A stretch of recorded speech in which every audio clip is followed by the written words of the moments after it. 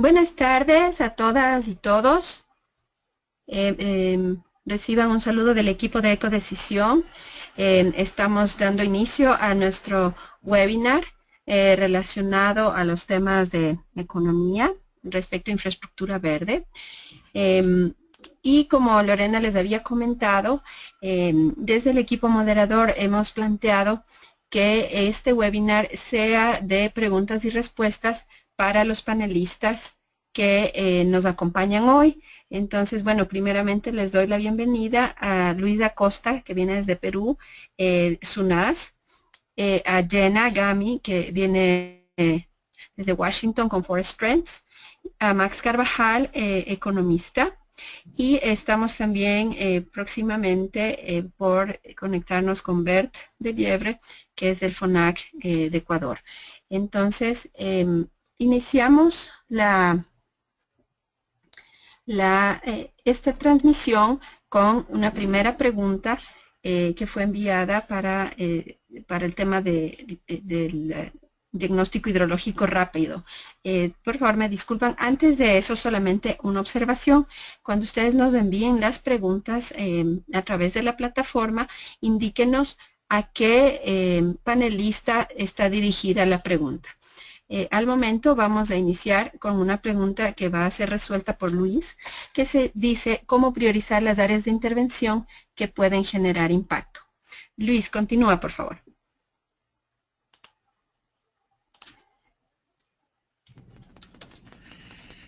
Buenas tardes nuevamente a todos. Es un gusto estar una vez más acá en este grupo de estudio. Sí, un poco la idea creo que nace para poder enfocar esto, está identificado en la herramienta que les hemos compartido, en el DHR, ¿no? La idea es poder en base a cuáles son los problemas que tiene la empresa de agua o el operador de agua potable, ¿no es cierto? Poder identificar qué servicios ecosistémicos está demandando, ¿no? Y una vez identificados los servicios ecosistémicos, poder ir a la cuenca y en la cuenca poder identificar cuáles son los ecosistemas o lugares de la cuenca que brindan estos servicios ecosistémicos, ¿no? Estamos hablando de sitios de manera general en una cuenca, no necesariamente debe ser un sitio eh, de uso especial o un área de conservación o un área que esté solamente alrededor de la fuente de agua. Estamos hablando de toda la cuenca, de todo el área de la cuenca en realidad. Pero todo el área de la cuenca es un espacio bastante grande y no necesariamente todo el espacio provee el servicio ecosistémico priorizado. Yo les ponía el ejemplo de la cuenca de Lima, donde podíamos ver que en la parte media de la cuenca se enfocaba más el servicio de control de sedimentos, porque era una zona con una alta pendiente, sin una buena cobertura vegetal y también muy poca precipitación, pero que en años especiales como fenómeno del Niño o años muy húmedos, sí existían lluvias considerables que generaban fuertes procesos de erosión en la zona. Entonces, si queremos nosotros trabajar el tema de sedimentos, deberíamos enfocarnos principalmente en esta área. Pero si queríamos enfocarnos al tema de regulación hídrica, que es el otro servicio ecosistémico hídrico, eh, que es prioritario para los operadores de agua potable. Entonces, para el caso de Lima, lo que decíamos era que teníamos que enfocarnos en la parte alta de la cuenca, sobre los 3.800 metros sobre el nivel del mar, porque es en esta zona donde existen las precipitaciones de manera regular, donde existen los suelos con muy buena cantidad o muy buena proporción de materia orgánica, que es lo que le da la capacidad de poder dar el agua, y donde hay una cobertura vegetal. Entonces, el servicio ecosistémico, la demanda del servicio ecosistémico es lo que nos va a ayudar a identificar y priorizar el área de intervención en la cuenca.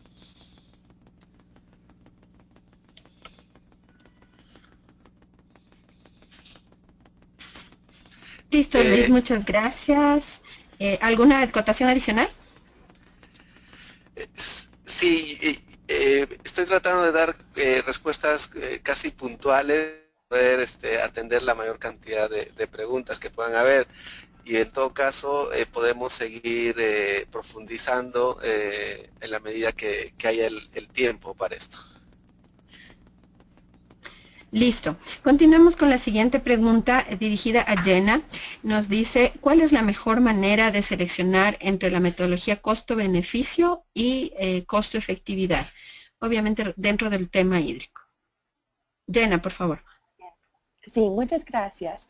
Y buenas tardes con todos. Para mí también un gusto estar aquí. En realidad no es una pregunta que puedo responder que 100% del tiempo tienes que hacerlo en términos de costo-efectividad y en los otros casos sería costo-beneficio. Es más una cuestión de estrategia y de qué tipo, y quizás dos consideraciones.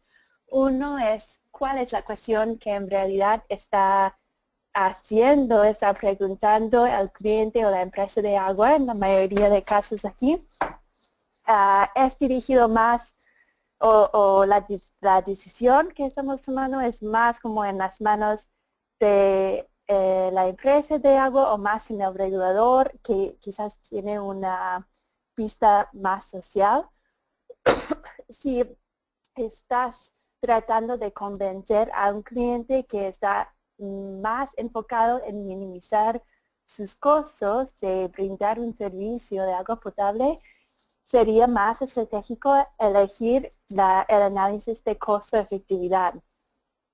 Pero si hay varios beneficios, varios servicios ecosistémicos que le interesa a la persona o entidad que está tomando la decisión, y en particular cuando este ente puede considerar los bienes sociales en su consideración, en su decisión, muchas veces sería mejor elegir el análisis costo-beneficio.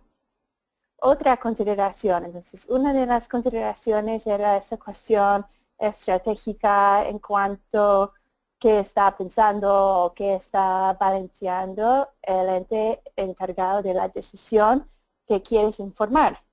Pero la otra parte es los recursos que tienen para hacer el análisis. Porque muchas veces para valorizar o monetizar los beneficios de los servicios ecosistémicos, requieres no solo la estimación de beneficio hidrológico en términos del indicador de interés, pero también tienes que ir un paso o dos pasos más para entender cuánto vale ese beneficio en términos de daños evitados, producción adicional o como valoración, preferencia o reveladas, usando algunas de las metodologías o una de las metodologías que mencionó y conversó Max la semana pasada. Entonces, es totalmente esta cuestión de estratégico de cómo enmarcar el análisis y el mensaje, pero yo creo que lo más importante es que todos sepan que hay esas diferencias, hay estrategias diferentes y poder empezar a pensar en dado las circunstancias específicas de su contexto en particular, cuál sería mejor y cuál sería más factible para alcanzar. Y si alguien tiene, por ejemplo, algún caso específico que quieren sugerir, ya podríamos quizás hablar en una conversación de qué tipo de análisis será más estratégico.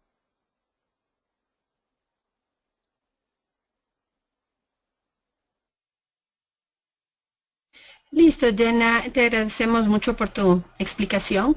A quienes están, tenemos otra pregunta dirigida a Max. Respecto a la disposición a pagar, ¿crees tú, Max, que es apropiado incluir costos regulares relacionados a educación ambiental y concientización dentro de los costos por producción por metro cúbico de agua? ¿Y crees tú que esto es un elemento que puede evaluarse dentro de los términos de tiempo de retorno de la inversión? Max, por favor.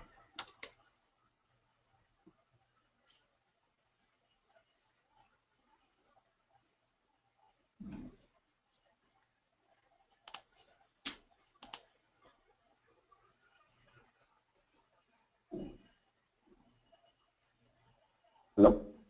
¿Me escuchan esta vez? ¿Te escuchamos, Max? Perfecto, entonces repito la intro. ¿Qué tal? Les saludaba, buenas tardes a todos. También para mí es un gusto estar con ustedes. Y paso a responder. En este estudio de Cusco, que es a lo que se refiere un poco esta pregunta, tienen un par de aspectos importantes a resaltar. Los usuarios de Cusco tenían muy claro que en el futuro el agua les puede ser escasa, puede faltar el agua en un futuro cercano. Y ellos mismos identificaban como las principales razones a la contaminación, el cambio climático, el no estar cuidando sus fuentes de agua. Y uno de los aspectos que ellos también consideraban era que ellos mismos, los usuarios de la ciudad de Cusco, se encontraban utilizando de modo equivocado, desperdiciando, en muchos casos, el agua que tienen ahora. En este estudio ellos revelaron una disposición a pagar por estas campañas de ahorro de agua. Nótese entonces que lo que revela este estudio es que podemos llevar a cabo acciones que, por un lado, afecten la oferta de agua, en este caso, mejoren la oferta, incrementen la oferta, con estos muchas posibilidades de intervenciones verdes, pero a su vez también podemos afectar la demanda. Podemos hacer que esta demanda no crezca de modo tan grande, no sobrepase límites de lo necesario en cuanto al uso, sino que esta demanda crezca de un modo más sostenible y con eso tener una cantidad de agua suficiente para todos en un mediano y largo plazo. Yendo al detalle de la pregunta, yo creo que sí deberían incluirse esto dentro de los costos, porque es finalmente finalmente los propios usuarios de agua los que deben tener conciencia de esto. Si es que ellos tienen conciencia de esto, ellos mismos enfrentarán menores costos por agua. Entonces es como un círculo, en este caso virtuoso. Si uno cuida el agua, enfrentará menores costos luego. Si uno cuida la fuente, enfrentará menores costos luego. Eso implica entonces un ganar-ganar para los usuarios, ¿no? La segunda parte de la pregunta me menciona sobre el tiempo de retorno de esta inversión. Bueno, presumo que está intentando incluirlo dentro de un análisis costo-beneficio o costo-efectividad, como los que ha detallado Jenna. La respuesta que yo le daría es que en este análisis que se realiza costo-beneficio o costo-efectividad, básicamente el costo-beneficio, presumo por la pregunta, donde incluyes los beneficios por conservar y los costos de esta conservación, y lo traes a valor presente, tomas en cuenta el periodo del proyecto, la afectación sobre la demanda que se tendría, es decir, el enfrentar una demanda más baja haría que este proyecto pueda ser incluso más rentable, ¿no? ¿Qué tiempo se tomaría? Yo tomaría el mismo tiempo del proyecto en sí, aunque la inversión en ahorro de agua podría implicar que ahora invirtamos mucho y que en algún tiempo veamos resultados más grandes, ¿no? Podría sobrepasar incluso el tiempo de este proyecto analizado tal cual se hace actualmente.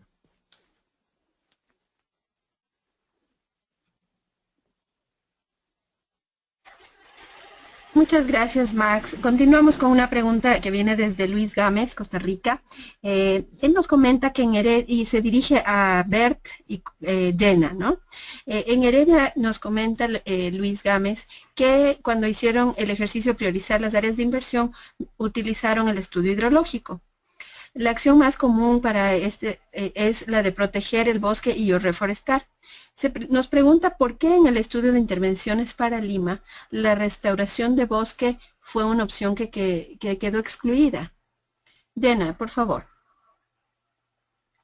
Gracias, Tamara, y también podría invitar a Lucho a complementar aquí porque conoce muy bien las cuencas de Lima, pero básicamente la razón por no incluir restauración o protección de bosques en el estudio de curva de costos fue que no es un ecosistema que vemos con mucha frecuencia, con una alta incidencia en las cuencas altas de Lima, y en cuanto a su aporte en términos de regulación hidrológica, en esas cuencas particulares no era algo muy significativo para considerar dentro del análisis que estamos haciendo.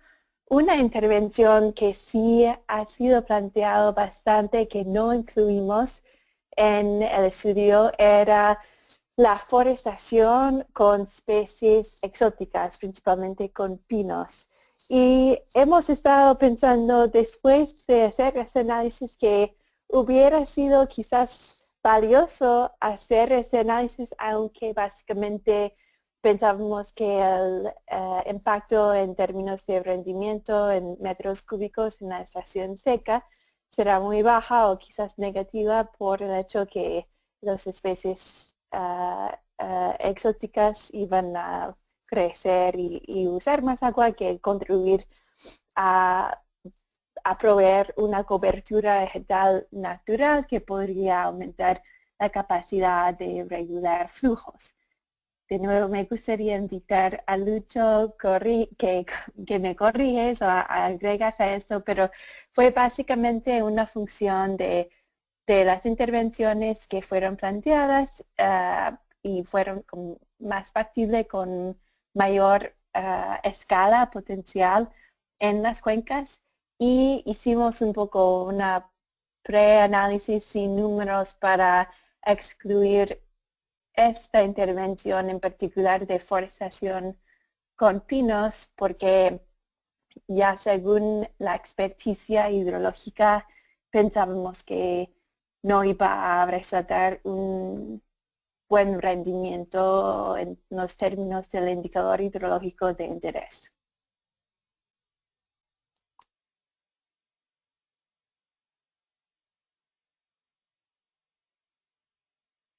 Gracias, Jenna. No sé si, Lucho, tú quieres complementar algo en este punto o pasamos a la siguiente pregunta.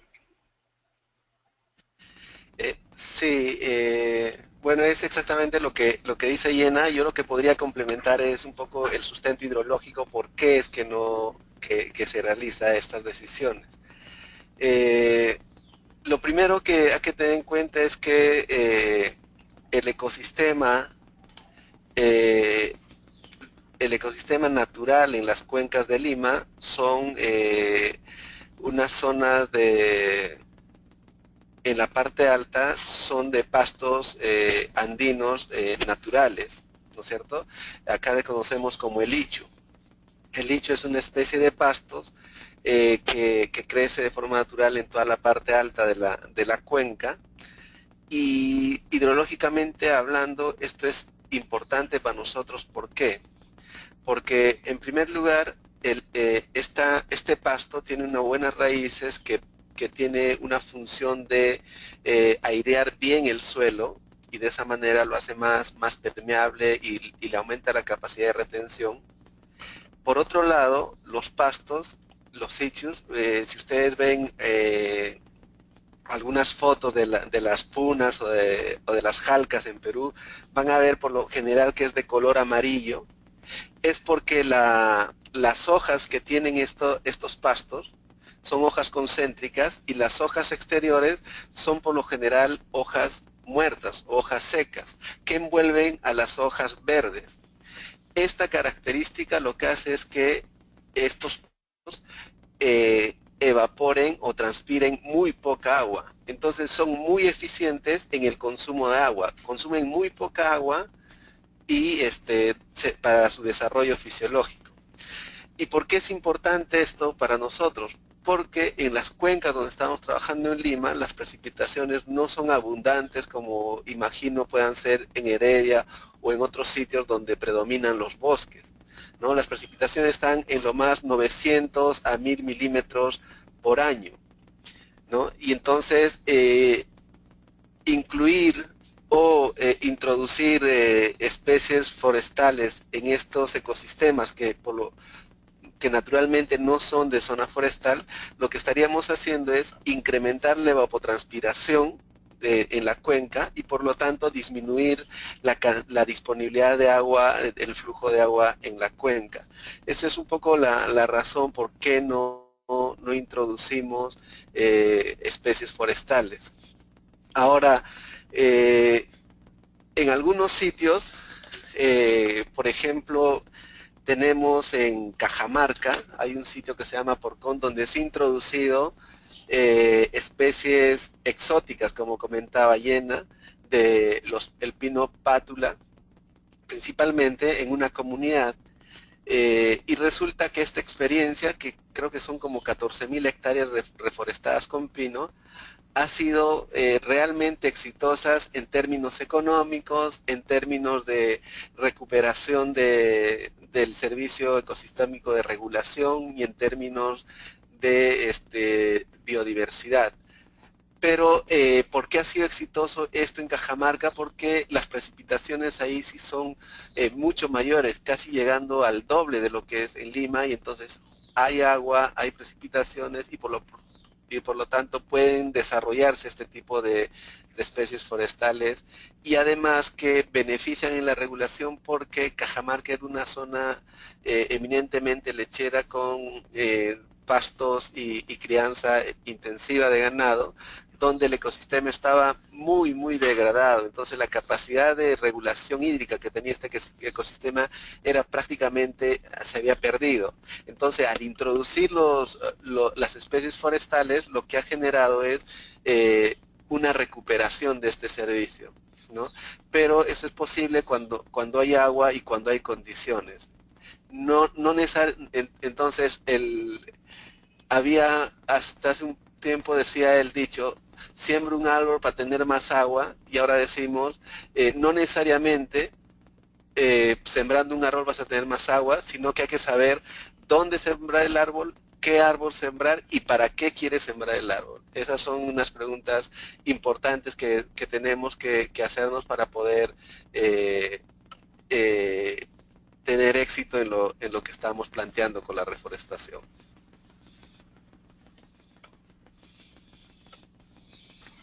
Muchas gracias, Luis. Continuamos con la siguiente pregunta que nos llega para Max. Max, si la intención es controlar el uso irracional del agua, ¿no sería más conveniente afectar mediante la tarifa por exceso del promedio y no necesariamente a través de infraestructura verde?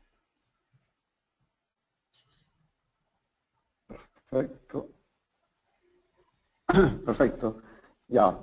Voy a la pregunta. Vamos por partes. En el Perú, por ejemplo, tenemos una tarifa en bloques crecientes. Presumo que en la mayor parte de países la tarifa debe ser similar a ella. No obstante, un segundo.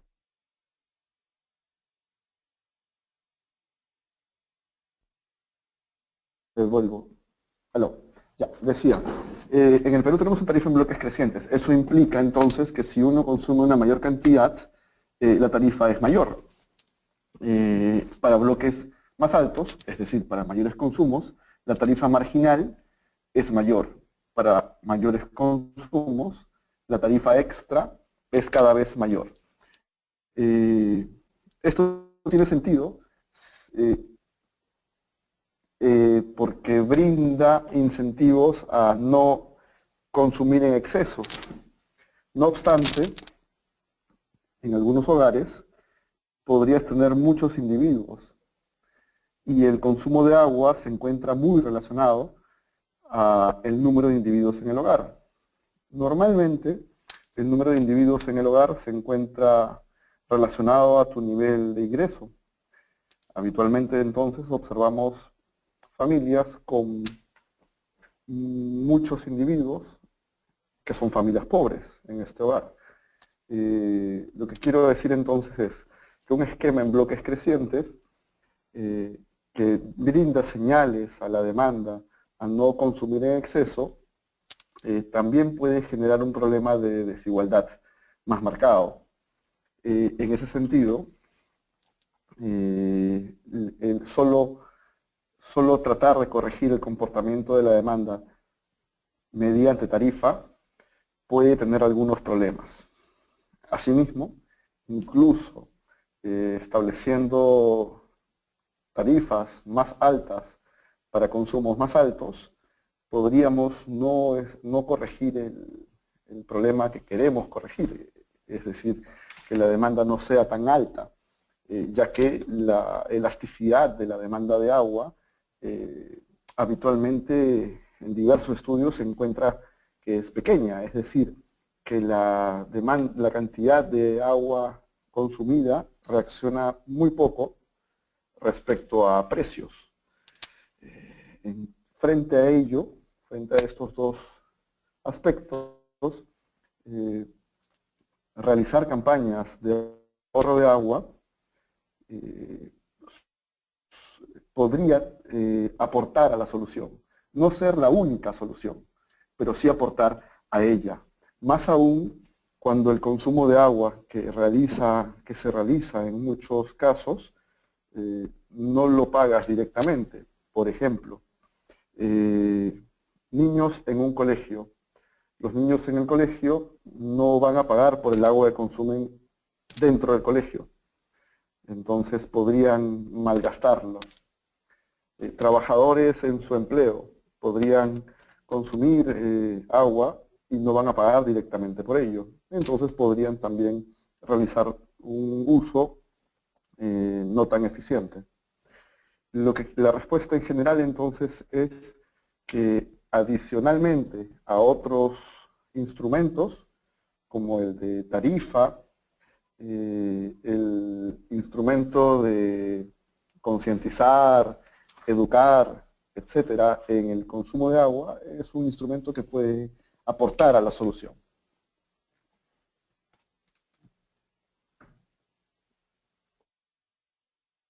Muchas gracias, Max. Pasamos a la siguiente pregunta, que es para Jenna, desde Roberto Carlos Pedesi Plasencia.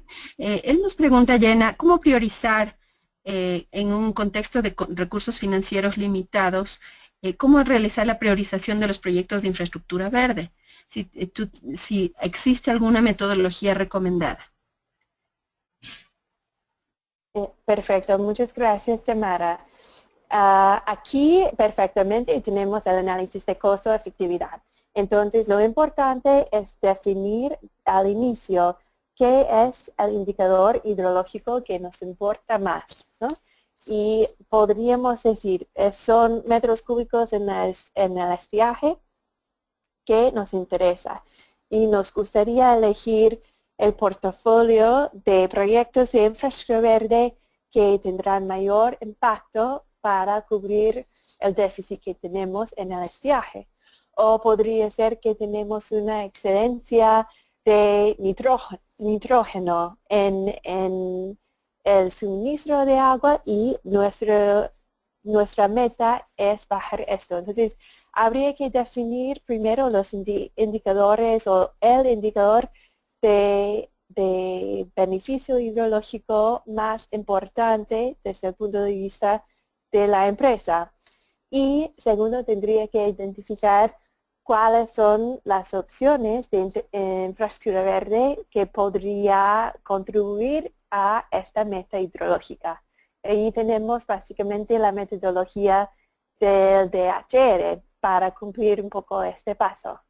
De ahí tenemos que estimar el impacto hidrológico en términos del indicador que hemos elegido para cada tipo de proyecto de infraestructura verde. Y también tenemos que definir cuáles son los costos para realizar un proyecto promedio, digamos, de infraestructura verde. Si estamos más avanzados y tenemos más experiencia, podría elegir no solo entre tipo de proyectos como hicimos en el estudio para Lima, pero podríamos hacerlo para proyectos específicos, ¿no? Podríamos ya tener una ficha con la cual un desarrollador de proyecto podría poner los costos para realizar su proyecto y una estimación de impacto hidrológico siguiendo el indicador de interés para llegar a una estimación a nivel de proyecto de la costo-efectividad de ese proyecto en particular. Y una vez que tenemos el impacto hidrológico y la costo-efectividad en términos de, por ejemplo, dólares por metro cúbico, ¿no? La moneda por el indicador o unidad de impacto hidrológico, podríamos llegar a ver si tenemos recursos limitados, cuáles proyectos serán más eficientes para apoyar con nuestros recursos en cuanto a nuestro indicador de interés, ¿no? Entonces, recomiendo totalmente que debe ser un análisis de costo-efectividad para responder a esa pregunta. Ese es el problema. Muchas gracias, Jenna. Continuamos con la siguiente consulta que nos llega desde Luisa Fernanda Cusgen Castro. Yo creo que esta podríamos dirigirla para Luis. Lucho, ¿cómo incluir los costos por gestión de fallas en el sistema por afectaciones en calidad o reducción de oferta hídrica por eventos como el Niño o la Niña, si estos eventos son poco probables, o sea, tienen una alta incertidumbre? Luis, por favor.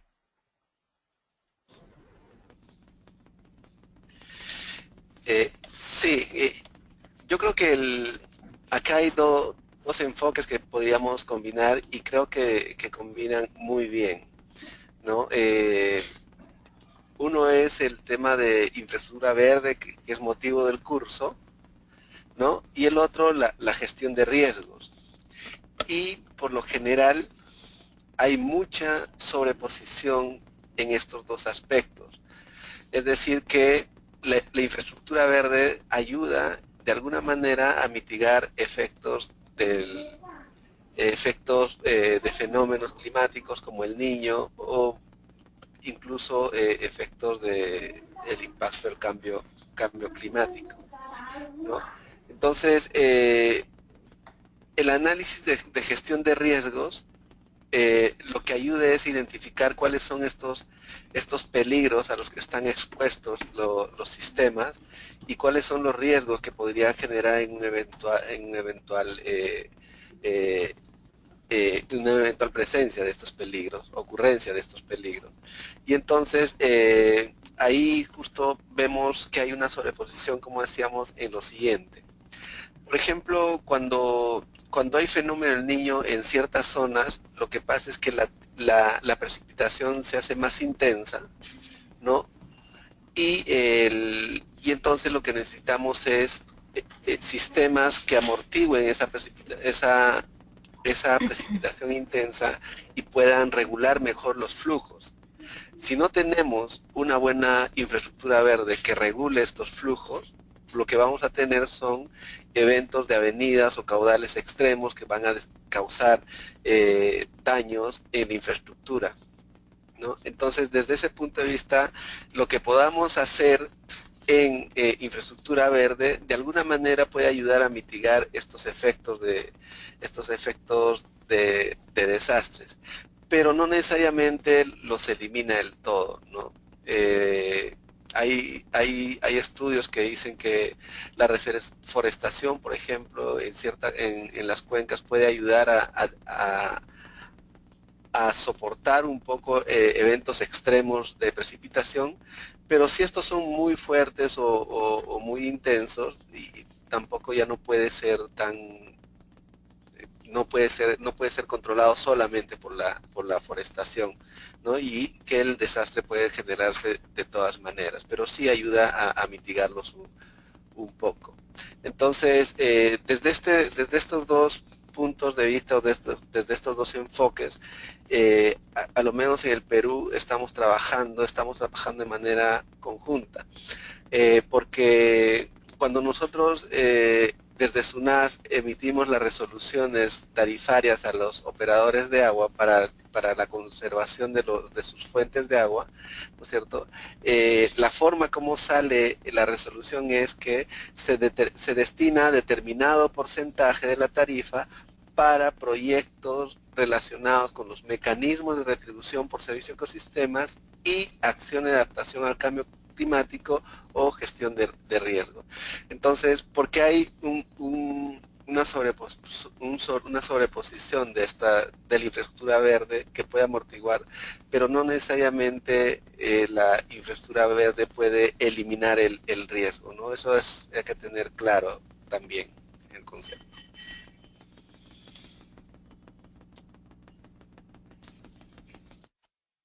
Muchas gracias, Lucho. Continuamos con la siguiente pregunta para Jenna. Viene de Roberto Pedresi de Lima. Roberto dice que a veces es difícil calcular todos los beneficios de un proyecto. Jenna, ¿cuál es tu recomendación para evaluar este tipo de proyectos? No sabes si tal vez una evaluación cuantitativa que se complemente con una evaluación cualitativa. Sí, totalmente de acuerdo, Roberto, ¿no? Gracias, Tamara, para la pregunta. Yo sugiero que casi siempre es imposible en realidad cuantificar todos los beneficios, en particular para la infraestructura verde, lo cual va a tener varios impactos en términos de servicios ecosistémicos y algunos de ellos son súper difícil cuantificar. Por ejemplo, si conservamos un bosque y hay una especie nativo en peligro de extinción que está viviendo allí, ¿cuánto vale que esta especie continúe a vivir? ¿No? Es muy, muy difícil valorizar y yo también sugiero que tampoco siempre es necesario valorizar todos los beneficios. Por eso, en el caso, yo creo que la costo efectividad es una opción buena porque significa sí una cuantificación de beneficios en términos muy claros de un indicador y también podría hacer el análisis varias veces con varios indicadores si le conviene, aunque podría, de ahí tendría que tener un poco de cuidado cómo presentas el análisis con los varios indicadores, pero sí es posible y en esa manera puedes llegar a una estimación de cuánto vale para lograr la meta hidrológica que tienes sin tener que valorizar cada uno de los beneficios. Pero también tenemos varias metodologías para valorizar beneficios y algunos son un poco más sensibles que otros. Por ejemplo, si podemos cuantificar los daños evitados o costos evitados de tratar más el agua que es más contaminado, sí podríamos llegar a una estimación bastante fácil comparada con algunas otras metodologías de esto. Y para mí sería interesante que piense el grupo, ¿no? Pero para mí es una oportunidad que tenemos en el grupo de infraestructura verde de Aderasa, es pensar, por ejemplo, si hay algunas reglas, ¿cómo se dice? Rule of thumb, reglas de, ya me pueden ayudar luego con esto, pero algunas reglas que se podría seguir para relacionar algunos tipos de daños o tipos de beneficios con valores económicos. Por ejemplo, tenemos el estudio de disposición apagar que hizo Max y sus colegas en Cusco. Y si podríamos identificar dentro de ese grupo de usuarios de información que sí necesitamos más estimaciones y disposición a pagar para la conservación de varios tipos de ecosistemas que son clave para abastecimiento de agua, podríamos juntar esfuerzos para hacer quizás 5 estudios bien formulados para responder a la mayoría de cuestiones existentes dentro del grupo, en vez de cada uno teniendo que hacer su propio análisis.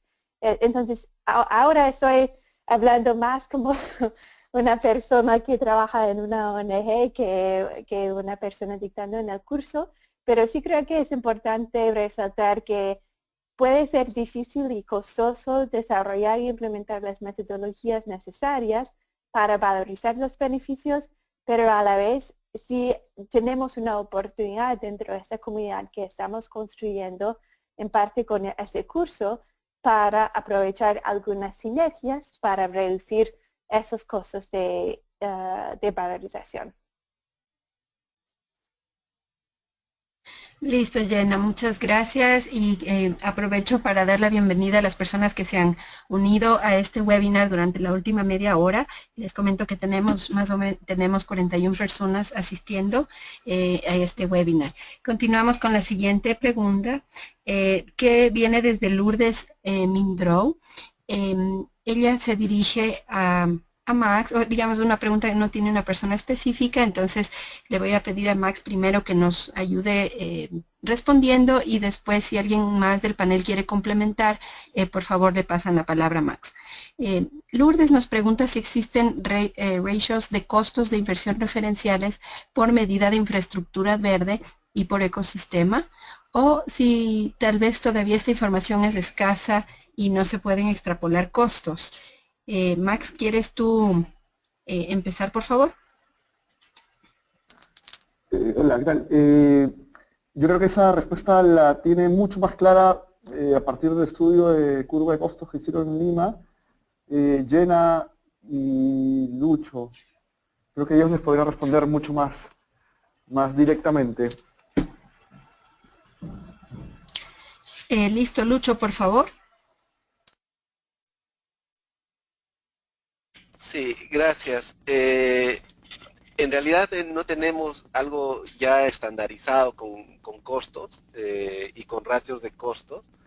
Esto no es algo fácil por la gran diversidad de acciones que uno puede hacer para recuperar un mismo servicio ecosistémico y por la gran diversidad de las condiciones y de las realidades que tiene cada sitio, ¿no? A veces las cuencas que abastecen agua a las ciudades están excesivamente lejos, con dificultades para el ingreso, no hay una buena vías de comunicación, lo que hace más costoso el tema, ¿no? Eso por un lado, por accesibilidad, por distancia, etcétera. Otra cosa es que, principalmente hablando en los Andes, no sé mucho cómo será por Centroamérica. Las cuencas, en los Andes decimos que es un lugar extremadamente variable por naturaleza, que no hay dos cuencas iguales por más juntas que estén. Hay mucha variabilidad tanto en clima, en condiciones biofísicas, en condiciones sociales. Entonces esto hace muy complejo poder tener ratios estandarizados para la infraestructura verde, ¿no? El otro tema de por qué es complicado esto es que por ejemplo, lo que hicimos en Lima era, el objetivo era recuperar pastos, ¿no? Entonces, los pastos tú puedes recuperar de diversas formas, ¿no? Una de las formas es cercándolos, evitando que entre el ganado, y para eso necesitas invertir en infraestructura propiamente dicha del cerco, ¿no es cierto? Otra forma es de un acuerdo comunal, quedar con la comunidad y decir que la comunidad acuerde en que determinada zona va a ser prohibida para el pastoreo, y entonces ellos tienen sus mecanismos sociales de control y vigilancia para evitar que el ganado entre a esas zonas, ¿no es cierto? Entonces, ahí nomás es un ejemplo que los costos son muy diversos, y una acción va a ser implementada en cierto lugar dependiendo de las condiciones que uno encuentre, ¿no? Lo que hemos tratado de hacer es un poco dar algunos como indicadores muy generales para cada acción, y eso está en el catálogo de acciones que se ha elaborado, pero no llega a ser a tener ratios, ¿no?, de costos, pero sí algunas ideas de lo que se podría hacer de determinada acción, más o menos cuál es el costo, si es un costo bajo, un costo medio, si es de mucha dificultad, de baja dificultad. Eso se puede encontrar en este catálogo que hemos elaborado, que nuevamente, le digo, lamentablemente está hecho solamente para ecosistemas altoandinos. No es un catálogo donde vas a encontrar acciones de reforestación en ecosistemas, o forestación en ecosistemas amazónicos o de bosques, ¿no? Entonces, eso todavía es algo que falta trabajar, y creo que va a tomar un poco de tiempo lograr tener ratios en infraestructura verde. Muchas gracias, Lucho. Tenemos una siguiente pregunta, y bueno, les recuerdo a quienes nos están escribiendo sus consultas que por favor nos indiquen. Los panelistas se dirigen. Les recuerdo que tenemos a Luis Acosta de SUNAS, tenemos a Jenna Gami de Forest Friends, y tenemos a Max Carvajal desde Cusco. Entonces continuamos con una pregunta que viene desde Ana Gabriela Castejón, dirigida a Luis Acosta. Lucho dice: en función de mantener la integridad de las cuencas en su estado natural, Ana Gabriela le gustaría conocer tu experiencia en función de proyectos de prevención en los temas de vigilancia y control en las cuencas, así como educación ambiental y participación ciudadana aguas de arriba. Esto es en el marco de las obras de captación. Y quisiera saber cómo se puede medir el costo-efectividad de estas acciones.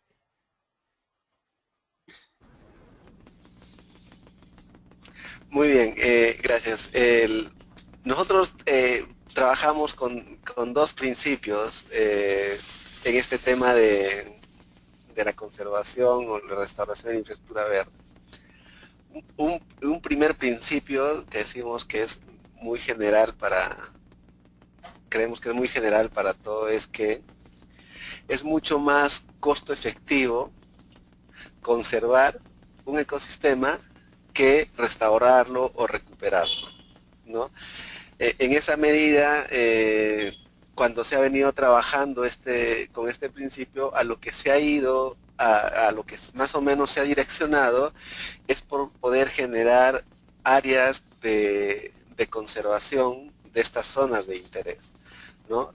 Y entonces aquí hay muchas formas de trabajar, al menos en Perú tenemos muchas formas. Hay áreas de conservación natural propias desde el Estado, ¿no es cierto?, que son áreas muy importantes que tienen una importancia muy grande y estratégica para el Estado. Hay áreas de conservación regional que son importantes, pero ya para las regiones, ¿no es cierto?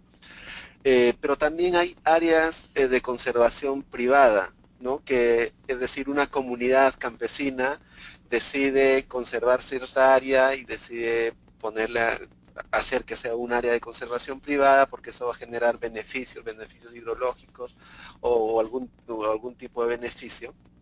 Pero en este caso específico, el beneficio hidrológico.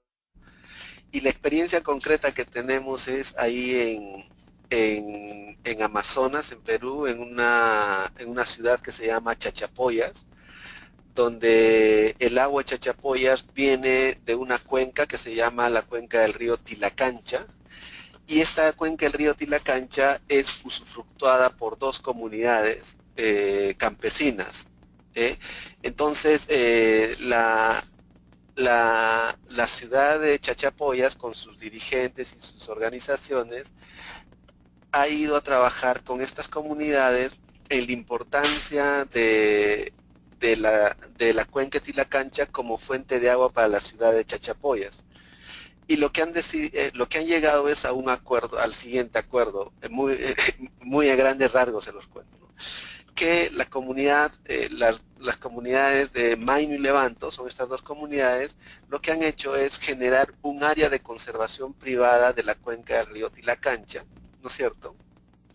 Eso que significaba que la comunidad que usaba ese territorio para el pastoreo de su ganado, lo que ha hecho es dejar de usar ese territorio con la condición de que la ciudad, a través del mecanismo y a través de proyectos, puedan ayudar a estas comunidades a mejorar sus actividades productivas aguas abajo del punto de captación del agua potable.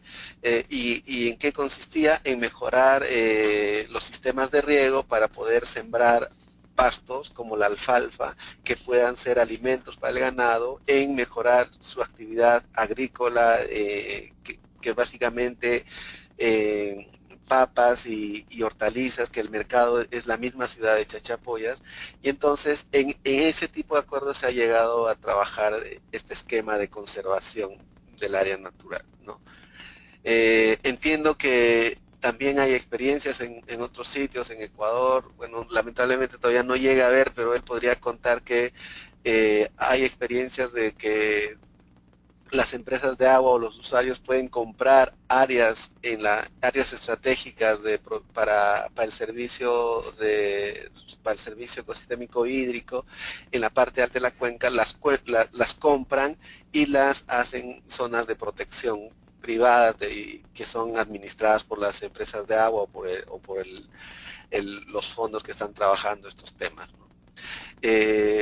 Y todo eso parte de este principio, ¿no? Es mucho más costo efectivo conservar que restaurar un área, ¿no?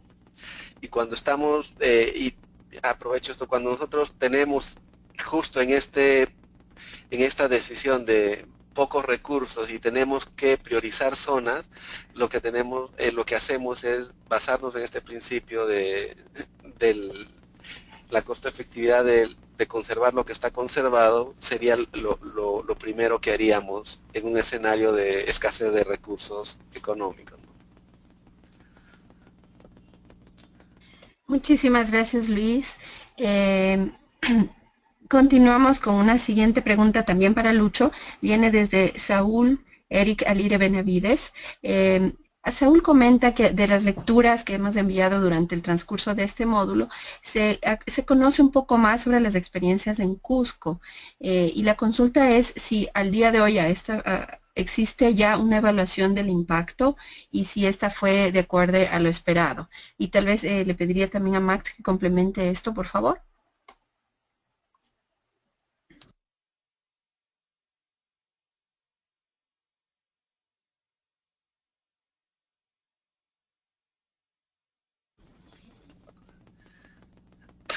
Disculpen, estaba hablando con el micrófono apagado.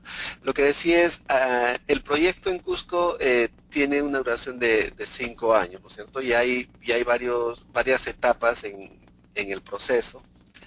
Estamos terminando el segundo año y lo que estaba previsto para esto era implementar los sistemas de alcantarillado en todas las poblaciones que están alrededor de la laguna, ¿no? Eso ya se ha concluido, ¿no es cierto?, ese proyecto. Y lo que va a empezar a hacer ahora es a trabajar todo el tema de la agricultura orgánica y de la conservación ya de las partes altas de la cuenca como las siguientes etapas, ¿no? Entonces, se ha hecho una evaluación del avance de las acciones, pero todavía no hay una evaluación del impacto de estas acciones, ¿no? Que es algo pendiente que se tiene que hacer y está previsto hacerse a partir del tercer año, ya una vez que todo el sistema alcantarillado deje de botar las aguas residuales sin tratar a la laguna, ¿no? No sé, Max, ahí si tú tienes mayores aportes.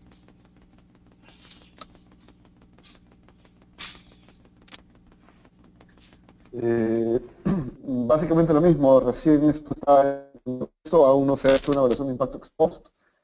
Eh, la evaluación de impacto ex ante es solo referencial, por lo que habría que esperar todavía un tiempo para poder eh, ver cuáles han sido los avances en términos de impacto en esos trabajos.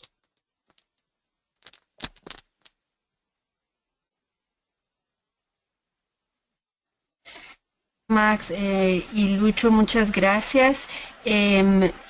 Al momento no tenemos preguntas nuevas. Les quisiera invitar a nuestros asistentes que si tienen alguna duda adicional, tal vez respecto igual a las lecturas, a los métodos presentados por el equipo, que por favor nos las envíen.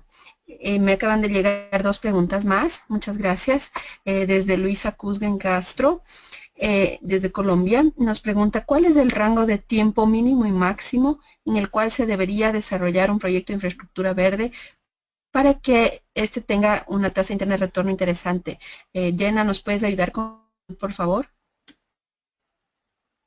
Sí, y no estoy segura si la respuesta va a ser muy como útil porque, como bien dijo Luis, hay un montón de variedad en este tipo de proyectos, tanto en la parte biofísica, entonces cómo vas a cambiar el uso de la tierra o el estado del ecosistema que le interesa, como en la parte social. Entonces, ¿qué es la intervención socioeconómica que vas a hacer en un lugar que va a generar un impacto importante?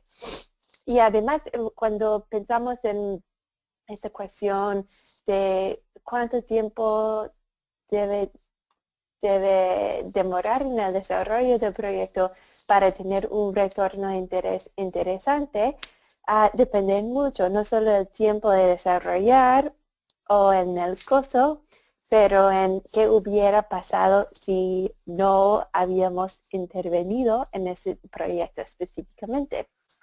Entonces, si por ejemplo, tenemos un bosque nativo que es muy importante para la regulación hídrica, el abastecimiento de agua en una ciudad que sin esa fuente tendría que buscar otra.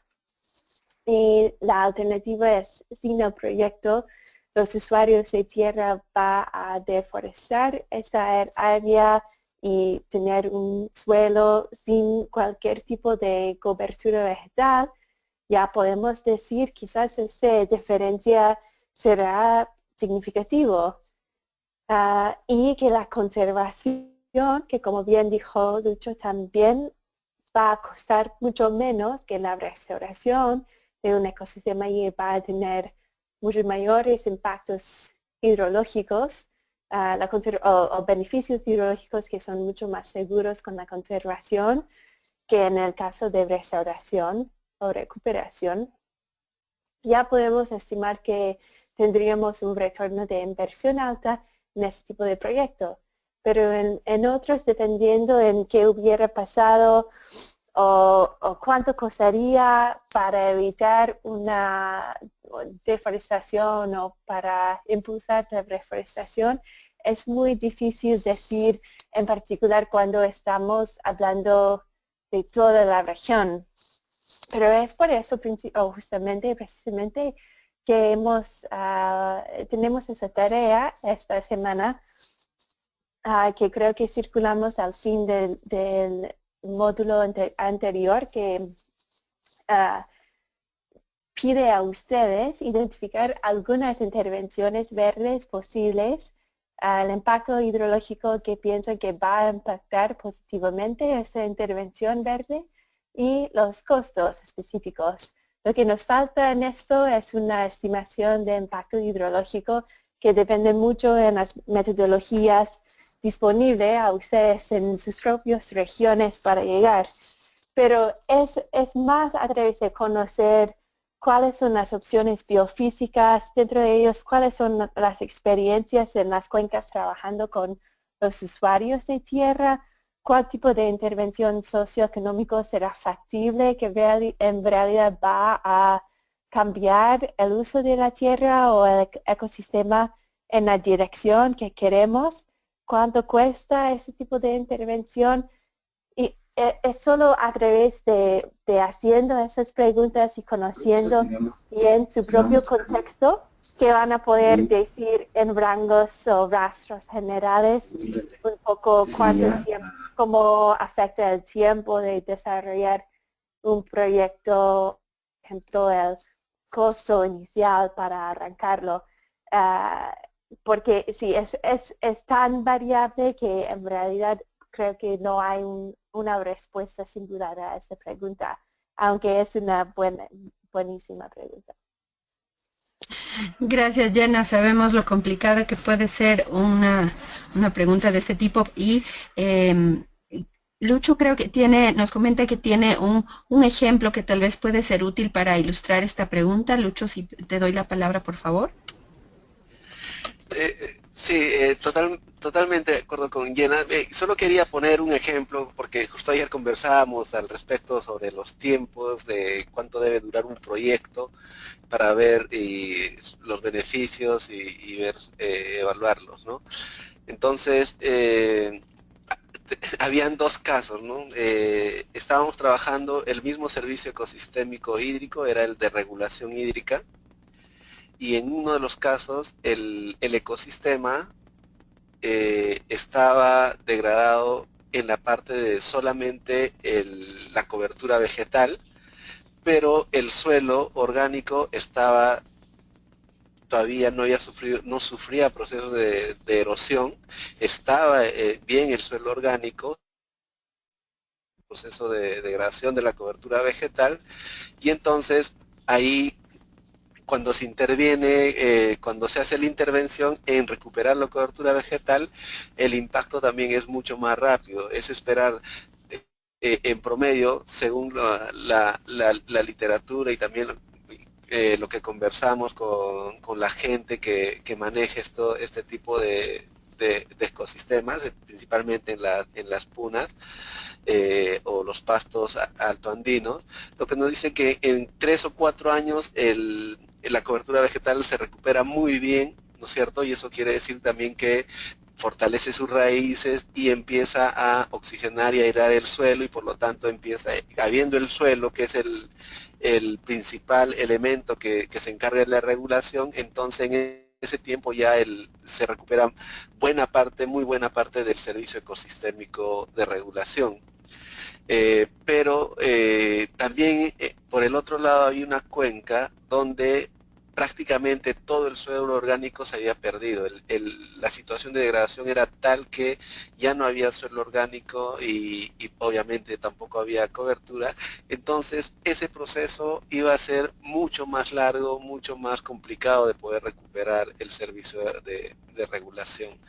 Entonces va a depender mucho de estos, de cómo está, en qué estado de degradación está la cuenca o el ecosistema para poder ver el tiempo y sobre todo el rango del beneficio que puedes obtener por tu intervención, ¿no?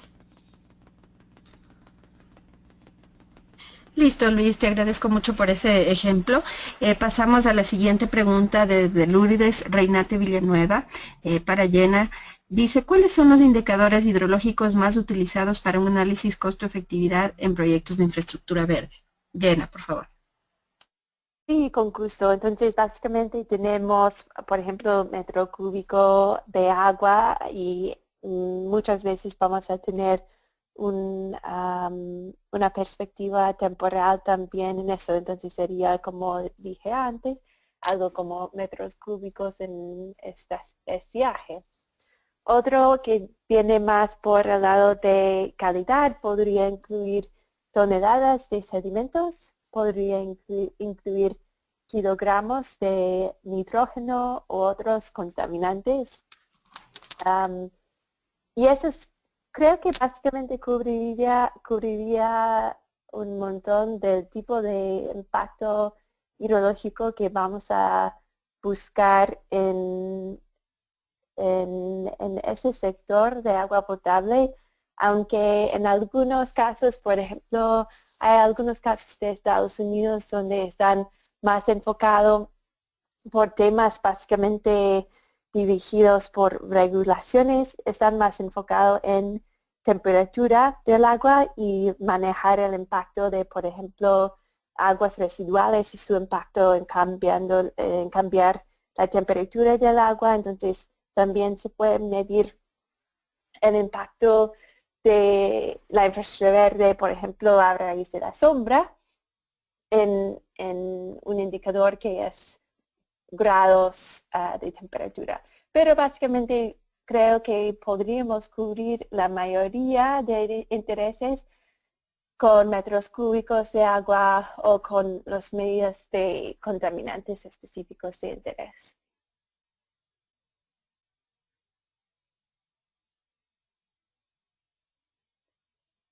Listo, Jenna, muchas gracias. Roberto Pedresi se dirige a Luis y Ollena, tal vez empezamos con Lucho, y nos pregunta qué recomendaciones o mecanismos debemos considerar para lograr la sostenibilidad de los proyectos de infraestructura verde, tomando en cuenta que hay que lograr acuerdos entre varios actores, ¿no? Que sabemos la gobernanza es un tema importante entre la comunidad, los usuarios, las empresas de aguas, los intereses privados. Entonces, Lucho, si puedes ayudarnos con esta pregunta, por favor.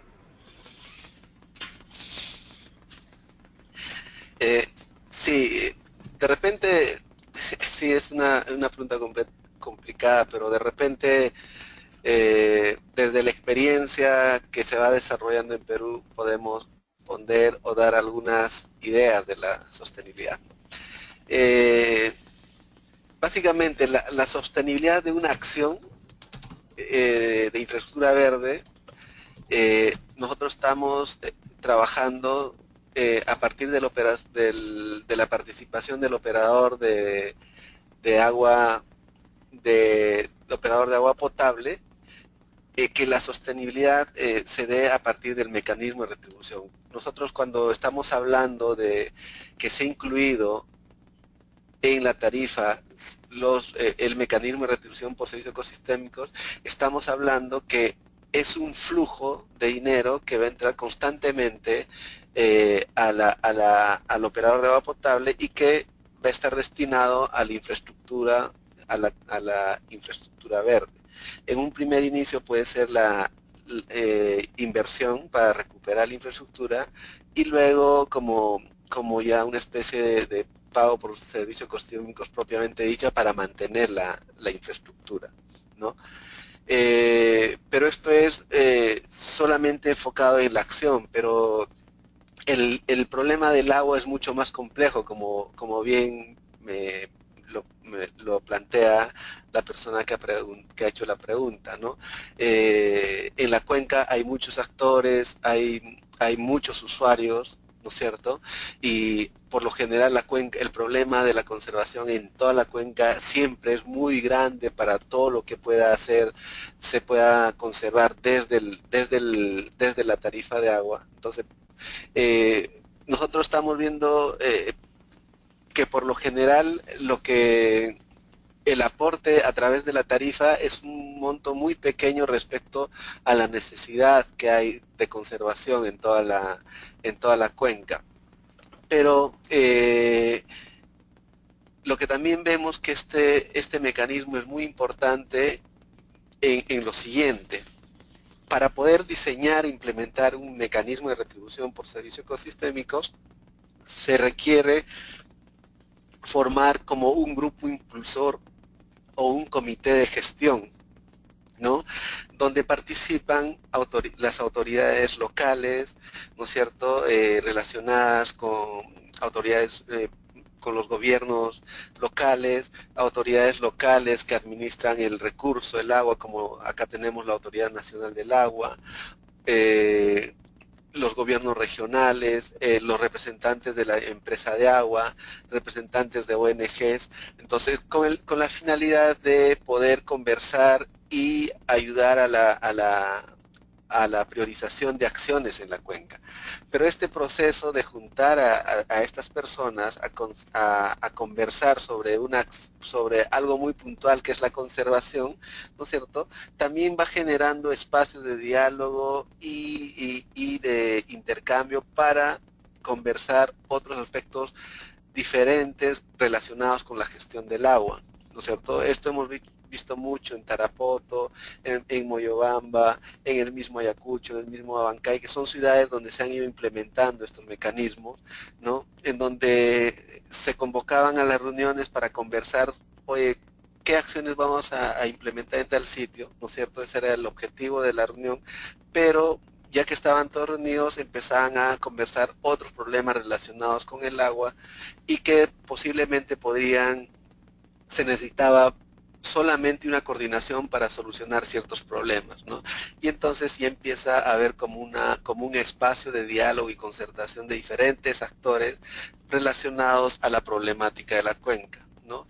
Y entonces lo que estamos viendo es que se está contribuyendo ya con una política nacional que hay en el Perú. En el Perú se está la nueva ley que tenemos, la nueva ley de recursos hídricos es del 2009, ¿no es cierto? Y esta nueva ley lo que dice es que la gestión del agua se va a hacer por cuencas y en cada cuenca tiene que haber un consejo de cuencas que se encargue de todo lo que es la gestión del agua en la cuenca. Y hay todo un procedimiento para conformar los consejos de cuenca, pero este procedimiento es un procedimiento de ir de arriba hacia abajo, viene la autoridad y da su metodología, dice quiénes tienen que conformar el Consejo de Cuenca y incluso apoya la conformación de estos consejos de cuenca, pero es como un proceso de arriba hacia abajo, ¿no es cierto?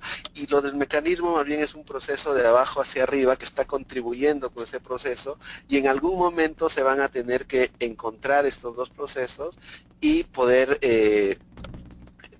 hacer una gestión o poder consolidar un proceso de gestión más sólida, digamos, ¿no? Que pueda llegar a implementar lo que busca la ley de recursos hídricos, es la gestión integrada del recurso hídrico. Entonces, en San Martín, que es una de las regiones donde se está trabajando, se está implementando como 3 mecanismos. Cada mecanismo está conformando como un comité de gestión de la subcuenca y estos comités de gestión quieren juntarse para conformar y aportar al Consejo de Cuenca del río Mayo, que es el río más grande que hay en la zona. Entonces, a lo que voy es que hay todo un proceso normativo en Perú de poder formar los consejos de cuenca para poder hacer la gestión integral de recursos hídricos y a esto se está contribuyendo desde los mecanismos, ¿no es cierto?, con acciones concretas, donde hay un espacio para hablar de acciones concretas y en el futuro va a haber que pueden ser los espacios o las plataformas que requiere este Consejo de Cuenca para poder hablar y dialogar sobre sus problemáticas. Muchas gracias, Luis. Damos la bienvenida a Bert Viebre, que es del FONAC de Quito. Bert se acaba de integrar hace, algún buen rato al grupo de panelistas de este webinar. Y Bert, te pediría de favor si puedes un poco reaccionar a un comentario que nos llega desde Luis Gámez de Costa Rica. Y comentarles a todos que tenemos 4 preguntas más, entonces que manejemos un poco el tiempo alrededor de estas preguntas que tenemos. Entonces, Bert, te leo el comentario. Luis Gámez dice que en infraestructura verde, él considera que no es conveniente hablar de gráficos X, Y mayor o menor, sino que él reflexiona y dice que no siempre el beneficio va a consistir en mayor cantidad de agua, sino que el beneficio puede ser mantener un flujo actual libre de riesgos de contaminación.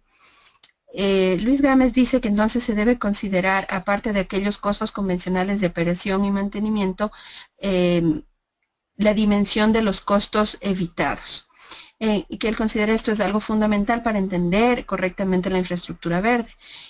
Dice que en cuencas urbanas como Quito, Lima o Heredia, lo que estamos promoviendo son con los servicios ambientales es la contaminación evitada y no necesariamente un mayor caudal de agua. La infraestructura verde, como los pagos de servicios ambientales, ayuda a proteger y mantener estable la cantidad y calidad de los flujos existentes y su utilidad, por ende, entonces es mantener los costos bajos de abastecimiento. Entonces, ver si puedes comentar o reaccionar frente a esta afirmación y damos paso a las siguientes 4 preguntas. Gracias. Muchas gracias y disculpe que no pude estar desde el principio de este webinar. Muy interesante el planteamiento, ¿no? Yo diría que hay de todo. El comentarista dice que básicamente lo que estamos haciendo es mantener una cierta calidad o preservar una calidad de agua, y ciertamente esto va a ser parte de nuestro accionar. Creo que puedo hablar aquí desde la experiencia de FONAC, donde tenemos diferentes tipos de intervenciones verdes, donde tenemos diferentes problemas, tanto de calidad como de cantidad de agua. Entonces, creo que, por un lado, calidad y cantidad son importantes, tienen su cierto peso en cada caso. En algunos casos va a tener más peso calidad, en otros casos va a tener más peso cantidad. Y por otro lado, estamos actuando también tanto para mantener, para conservar condiciones, para conservar ecosistemas, cuencas que están bien conservadas, y esa conservación tiene su costo y en el que debemos invertir, pero también estamos trabajando para recuperar, para restaurar donde se han perdido servicios ecosistémicos, repito, tanto en calidad como en cantidad. Podemos decir tranquilamente que el mecanismo tiene que ser apto para poder invertir en conservar, porque en muchísimas situaciones la conservación de lo que todavía está bien tiene el costo menor. Las recuperaciones, las restauraciones pueden tener costos muy altos, ¿no? Si llevamos esto al plano económico, lo que estamos haciendo, lo que debemos hacer en el caso de la acción de mantener, de conservar situaciones actuales, es compararlo con lo que estamos evitando, ¿no? Creo que se menciona ahí en la pregunta mismo el costo del deterioro evitado es el que se debe comparar con el costo de mantener la situación conservada, y obviamente esperamos que va a ser más barato conservar, ¿no? Esa lógica está mucho más desarrollada para el tema de carbono, ¿no? Todo el tema de emisiones evitadas está ahí bastante desarrollado cuando hablamos de carbono, y ciertamente podemos inspirarnos en eso, pero también debemos tener cuidado con copiar simplemente esquemas desarrollados para carbono. Pero no, en FONAC también estamos invirtiendo en restauración, ¿no? Donde esperamos recuperar calidad y cantidad. Así que no es totalmente cierto de que en ciudades como Quito o Lima estaríamos invirtiendo solamente en conservación o solamente en calidad de agua. Estamos invirtiendo tanto en mantener como en recuperar, y tanto en calidad como en cantidad.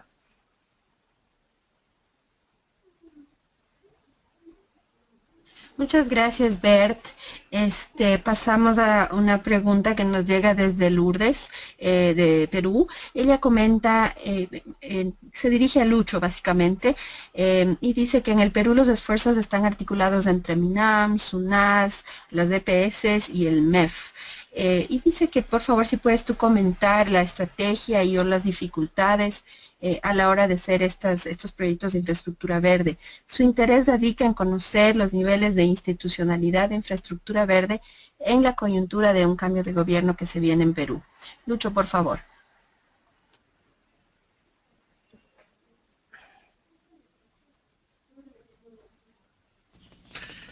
Sí, gracias.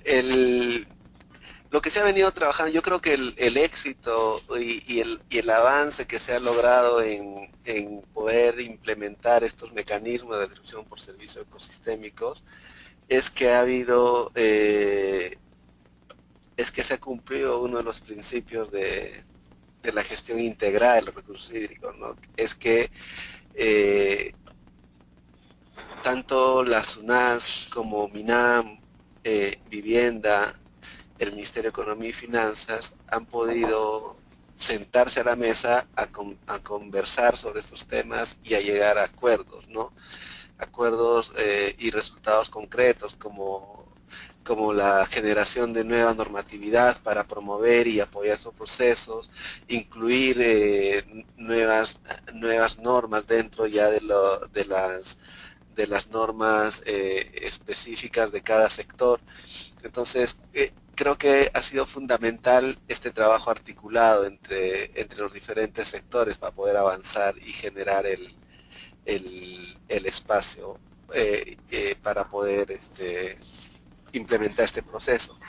Pero creo que hasta ahora lo que se ha logrado es poder tener resoluciones, poder tener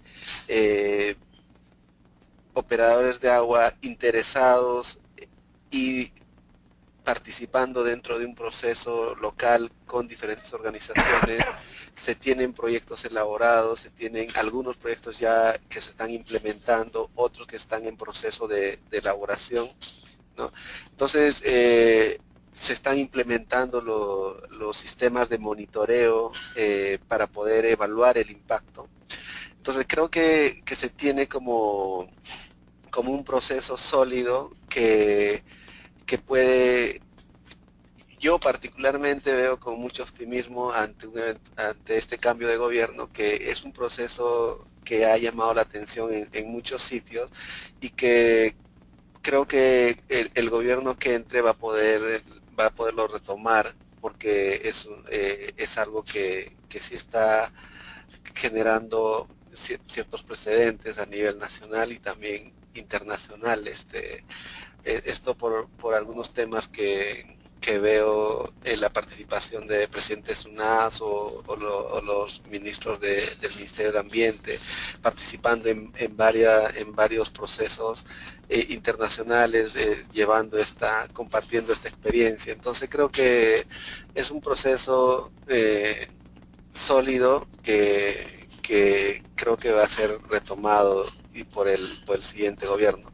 Sin embargo, todo no es predecible en política, y nosotros lo que estamos viendo es cómo consolidamos ciertos procesos que se han empezado, cerrar ciertos pequeños procesos, como por ejemplo ya tener este camino de la viabilidad de los proyectos de inversión pública totalmente claros, ¿no es cierto? Eso quiere decir que tengamos proyectos ya viabilizados por el sistema de inversión pública, ¿no es cierto? E implementándose con presupuesto ya designado, que una vez que se tenga esto ya es es bien difícil que el gobierno entrante pueda eliminarlo, ¿no? Lo único lo que le queda es que el proceso que esté encaminado hacer que termine. Entonces, eso creo que nosotros tenemos que asegurarnos, y eso lo tiene bien claro el Ministerio del Ambiente también, en asegurar que ciertos procesos estén totalmente consolidados para que puedan ser como el puente entre el gobierno saliente y el gobierno entrante, ¿no? Gracias, Lucho. Vamos a dar paso a unas dos últimas preguntas. Gastón García, desde Misiones Argentina, comenta que, bueno, ellos están trabajando en el acuífero Guaraní, que es una reserva importante de agua dulce, y que tienen legislación que están trabajando para poder instrumentar las acciones. Que en la mayoría de los casos las empresas forestales efectivamente cuidan los espacios propios, pero las constructoras de obras viales o redes descuidan el impacto en la hidrología superficial que generan. Entonces, por favor, para Bert, si tú nos puedes comentar desde tu experiencia cómo promover una colaboración para mejorar esta gestión integrada de los recursos hídricos.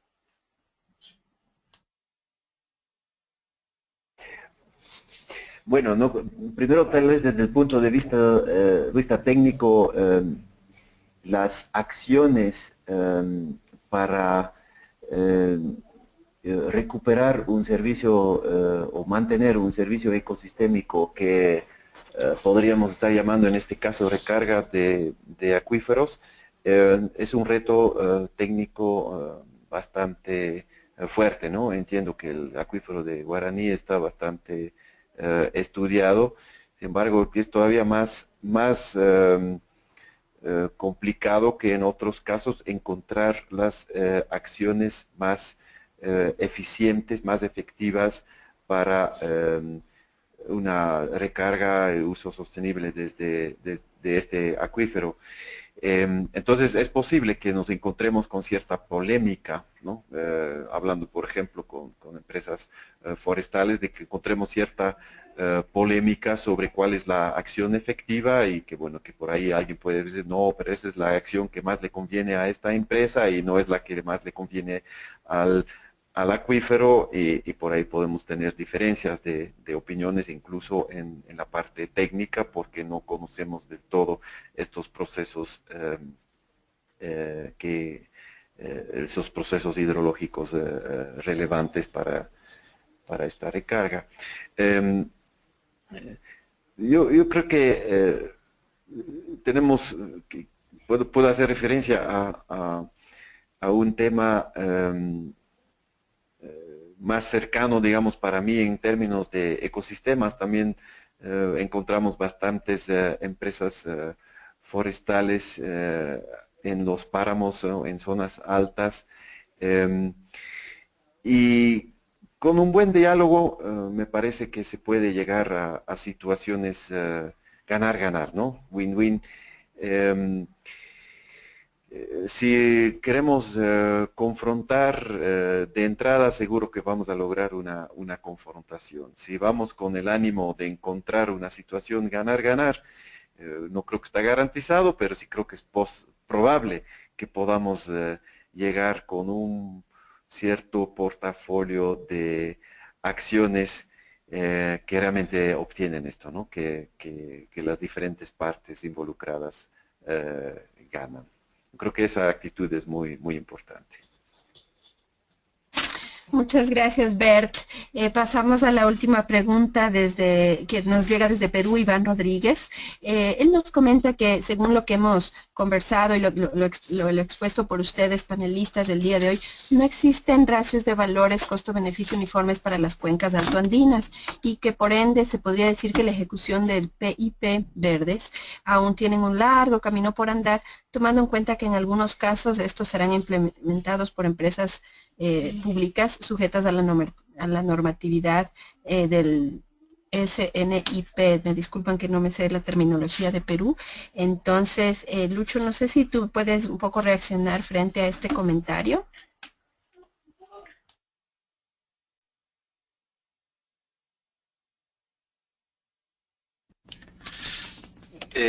Sí, justo ayer estuvimos en una reunión con SNPI, es el SNIF, es el Sistema Nacional de Inversión Pública en el Perú, y donde estábamos viendo la restricción no está por tener unos ratios de costo, sino más bien por la solidez del análisis, de la evaluación socioeconómica que pueda tener el proyecto, ¿no? Creo que hay mucha apertura de economía y finanza, también por ser un tema nuevo, de encontrar el mejor procedimiento para poder implementar y sustentar estos proyectos de inversión pública, ¿no es cierto? Estamos en la etapa de formular las pautas metodológicas para la formulación de estos proyectos de infraestructura verde, ¿no? Entonces, en este momento se han presentado una serie de proyectos, todos están en proceso de vialización, y lo que quiere el MEF es, a partir de toda esta experiencia, poder generar pautas generales para este tipo de proyectos. Y yo diría que no es un proceso largo, sino más bien creo que se está apurando este proceso en Perú, ¿no? Estamos hablando que la meta es que para fines de este año se puedan tener dichas pautas metodológicas, ¿no? Hay el compromiso del Ministerio del Ambiente, del mismo Ministerio de Economía y Finanzas, está apoyando la GIZ en el proceso. Estamos participando como SUNAS nosotros, hay una serie de instituciones, ONGs que están participando en este proceso. Entonces hay, como nosotros decimos, que se han juntado los astros para este proceso, porque todo va convergiendo a acuerdos y que nos permitan avanzar en este proceso. Entonces, yo sí estoy como más optimista en este proceso, ¿no? Luego, lo que se está planteando también, que es que de la implementación de los proyectos que se van realizando, poder generar mayor conocimiento, mayor información que ayude a poder tener lineamientos también más sólidos y más generales también, ¿no? Eso es lo que podría comentar respecto a la pregunta, ¿no? Hay un proceso en marcha acá en Perú, y los actores están bastante involucrados, interesados en sacar adelante este proceso. Si me permiten ahí añadir algo al optimismo de Lucho muy rápidamente, siempre hay por dónde empezar. O sea, identificar unas pocas acciones de las que la costo-efectividad es obvia, sí se puede identificar, ¿no? Por ejemplo, lo que mencionaba antes, ¿no? De que tenemos que seguir conservando siempre los ecosistemas conservados que nos quedan y que generalmente son ya reconocidos como importantes fuentes de agua. Eso está a todas vistas claro, ¿no? No hace falta tener mayor información de costo-efectividad para poder iniciar una medida de estas. Pero siempre hay por dónde empezar. Eso es muy cierto, Bert. Muchas gracias. Pasamos a una última pregunta de parte de Freddy Gómez. Se dirige a Jenna. ¿Qué expectativas tienen respecto a recuperar caudal a la cuenca del río Rímac con la implementación de proyectos de infraestructura verde? Jenna, si nos puedes ayudar, por favor.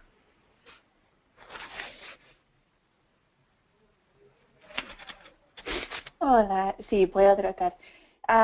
La expectativa en general que desarrollamos en función de ese estudio de curva de costo es que en plena escala, si podríamos desarrollar casi todos los proyectos posibles, la infraestructura verde podría aportar significativamente a cerrar el déficit de agua en estiaje para Lima en términos del año, creo que fue 2014-2012. Entonces, todavía si extrapolamos con crecimiento de la población y impactos de cambio climático, claro que el futuro es un poco una pintura diferente, pero todavía tenemos, yo estoy bastante optimista que sí hay un aporte muy importante que podríamos ver de estas intervenciones. Sin embargo, hay este estudio y hay un poco la realidad. Y la realidad es que hoy en día no hay un montón de capacidad en campo para desarrollar y implementar esos proyectos, incluyendo la parte de navegar un poco el sistema de inversión pública. Entonces hay un proceso un poco es como si estuvimos en Alemania hace 15 años cuando empezaron con los incentivos para la energía renovable, no había tecnologías ya bien desarrolladas y empresas ya formadas para responder a ese incentivo señal político del mercado para esas tecnologías, pero sí desarrollaron todas esas tecnologías y el equipo necesario para generar la energía renovable para responder a esa señal o esa demanda que había puesto los políticos, ¿no? Y eso también es el caso ahora en Perú y va a tomar su tiempo, pero también requiere un esfuerzo compartido entre sectores, como bien mencionó Lucho. Y debemos estar claros en esto que no es algo que puede pasar de la noche a la mañana. Tener esos proyectos sostenibles en campo y generando los beneficios de una manera que para el próximo año vamos a cerrar la brecha entre demanda y suministro de agua. Pero sí hay una meta para lograr, para dirigirnos, mientras que sí desarrollamos la capacidad con la confianza que estamos en realidad trabajando para una solución que va a abordar nuestros problemas hidrológicos, ¿no? No solo son soluciones buenas para los pájaros y los ecosistemas, pero también va a enfrentar este asunto tan central en nuestra sociedad, ¿no? Tan como importante para la vida y la economía y todo. Entonces, hay las dos partes. Hay como el potencial que estimamos en el estudio y un poco la realidad que todos los pasos que tenemos que pasar para lograr ver un poco y realizar un poco ese potencial que estimamos y eso va a tomar su tiempo. Creo que quizás en realidad en 10 años vamos a poder decir si la infraestructura verde está entregando, generando los beneficios que habíamos esperado cuando hicimos este estudio. Listo, Yana, muchas gracias a ti, Yana, Bert, Luis, Max. Muchas gracias a los 4 panelistas que nos han acompañado hoy en esta discusión a través del webinar. Y también agradecemos mucho a los participantes que nos han acompañado el día de hoy. Tenemos 43 personas en total. Solamente queremos recordar unas fechas claves. La una es la tarea correspondiente a este módulo tercero, que sabemos ha sido un poco denso y ha requerido mucha lectura y seguramente generó muchas dudas de parte de ustedes y esperamos estas se hayan resuelto el día de hoy. La tarea para este módulo es el próximo miércoles 6 de julio. Y comentarles también que el siguiente módulo, que es el cuarto de los 5, empieza el próximo lunes 4 de julio. Les invitamos a que se mantengan conectados, a que nos envíen igual dudas, inquietudes a través de la plataforma del curso. Entonces damos por finalizada la discusión del día de hoy. Agradecemos nuevamente a todas y todos los que han participado y esperamos recibir sus tareas la próxima semana e iniciar el próximo módulo el próximo lunes. Muchas gracias a todos y una buena tarde. Gracias, buen día.